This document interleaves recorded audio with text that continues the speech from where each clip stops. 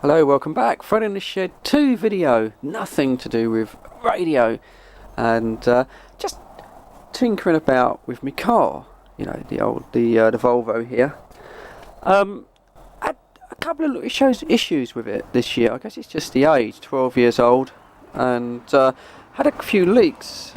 Had a quite worrying water leak from the car when at high RPM. It was dropping water at high RPM, and then it was not dropping it on tick over, and it went into one garage and they had it for a day and they pressure tested it and came back and said they couldn't find anything wrong with it and didn't charge me, which was quite nice.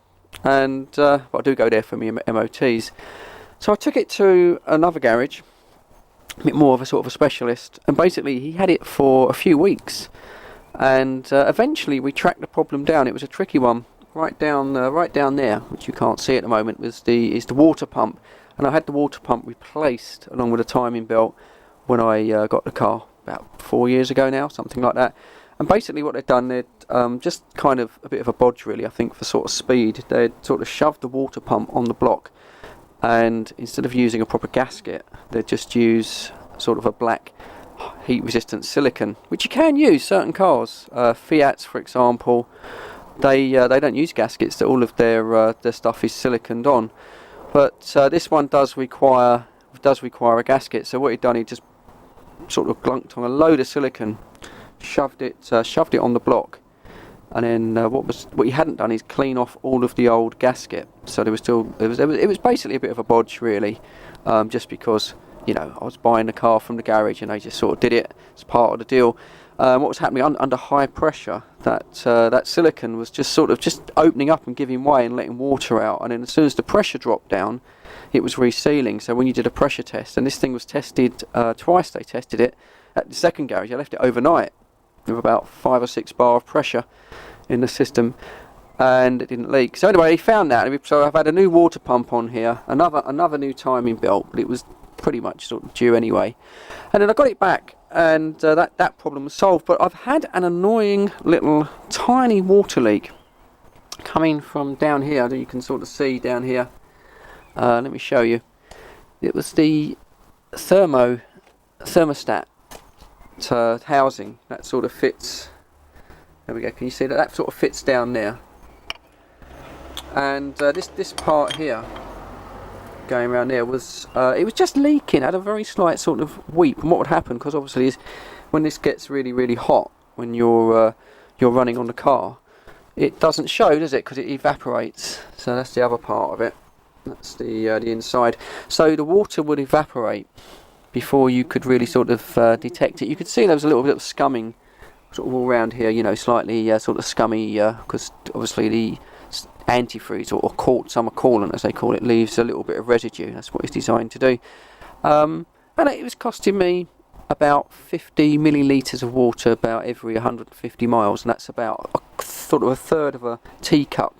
I was just having to top the bottle up, you know, probably every 300 or 400 miles, which pretty much what I do 6 months 6 months in this car. But it was annoying me, you know what it's like. So after having the water pump done, I thought, right, I'm gonna bloody well sort that out. So a bit of an ordeal. Had to take off the power steering pump, all of the water bottles. It's one of those things that they kind of, I think they redesigned this element of the car after the engine block had all been sort of designed originally, and it was sort of, access was pretty tight. So anyway, I took that off, and I like to tinker, you know, I must admit it's a hobby.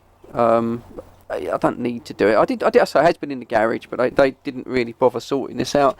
So I come to sort of start putting it back, and obviously you got there's these sort of tin and rubber gaskets we got here. I've got a gasket that goes down there, and then you've got the gasket that goes on the sort of thermostat housing top itself, which you would have to, if you were changing your thermostat, you would have to remove this gasket. And this one's quite worn. You can sort of see that the rubber is kind of, I don't know, it's hardened off, and it's broke down on that corner, and that was really causing my little tiny weep. So today I phoned up the Volvo main dealer, FRH, which is what I use, FRF, sorry, what I use normally, And I sort of said, you know, I want a couple of gaskets to fit this thermostat housing, and they said, yeah, no problem. And the one that goes on the block there, yep, that's available. It's only about £5 something. But when we come to the second one, which is the thermostat housing, he said, oh, I'm really sorry, that's no longer available. Volvo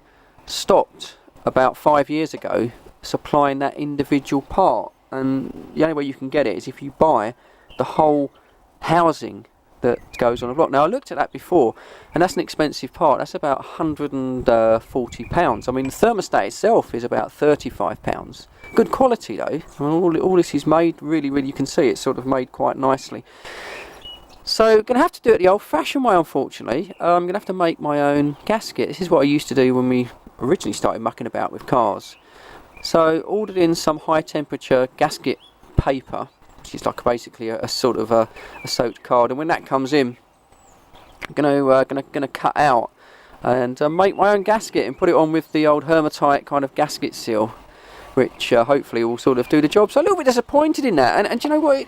I've had this theory for about maybe the last 10 years, that obviously the manufacturers, you know, they don't want you mucking about with your cars anymore. And you can kind of understand that. I mean, you know, you can do more harm than good, and they don't want the reliability of their cars sort of messed up by people, a bit like myself, that maybe sort of muck about with cars and possibly getting a little bit over their heads, you know, and then the cars are off the road. But older cars like this one, that are, you know, way past warranty date and obviously going to need a little bit of running repair, you know, you think they would carry on and just supply the parts for the older cars, but no, they've stopped doing the sort of serviceable parts such as gaskets and things like that. And he says, really don't want people mucking about with cars anymore. It's kind of a shame, isn't it? Because I think, you know, if we go 10-15 years in the future, you're gonna have trouble trying to get these small service items, you know, for your cars. I just don't think they're going to be available. You're going to be forced to buy a completely new part, or you're going to have to sort of manufacture it or make it up yourself. So a bit disappointed about that, really. It's a bit of a sort of a sad sign of the times, that everything is just bolt off and bolt on, which is fine, but obviously it's expensive, isn't it? When you start unbolting things, you know, you sort of bolt things on. It's like coil packs. This one, you can make out that you can buy individual coil packs that fire the spark plug for the car. I mean, not cheap, of course, but you got 5 of those, so it's better than. But on most modern cars now, that, like on the Mini, for example, that comes as a complete section. That's the whole thing. So you've got to replace the whole 5. So if you've got one breaking down, you've got a misfire, piston 1, for example, you're going to have to replace the whole lot. It starts getting really expensive. But there you go, bit of a rant. So yeah, modern cars. Bit of a shame, really. That I suppose I'm getting older, though. No comments on that, especially from you, Sean. I know you're watching, Sean, by the way. You old mad bugger, you. Come on, Sean. About time you dropped me a couple of comments, isn't it? About time you made a video, just to let me know you're all alive, Sean. Otherwise, I'm going to send you one of those letters that you sent Mark. You know, please, if you're dead, please ignore this. But no, it is a shame, really. But there you go. So a bit of a rant. I've got a few of these. I've got another video actually that I did on the Ibiza when I replaced the rear brakes. It's only Fred 2. It's only really me, kind of just sort of chatting to you, really. If you want to see that, just let me know in the comments, and I'll edit it and upload it. If you want to see, don't mind watching these kind of mechanic type, me mucking about with car videos. I can put them up, but I haven't put it up because I don't get many views on here. I don't really know what you want. And there you go. I hope everyone is okay. Andy, Gary, all of the regular guys. Roy. This is the bit where I forget everyone. So I hope you're all okay. I'm fine. We're ticking over. Kenny's back to full health now, which is good. Gave us a bit of a scare. So all being well, we've got a planned another little trip down the coast. We're going to try it again, but this time we're not telling him or Bella, so neither one of them can go sick. But anyway, all right then, just me, just mucking about on my day off with the camera. But yeah, cheers. Thanks for tuning in. I say, let me know in the comments if you want to sort of see, the occasional kind of me talking car video sort of thing. But as for now, as always, stay safe, look after yourselves, yeah? And I'll catch you all on the next one.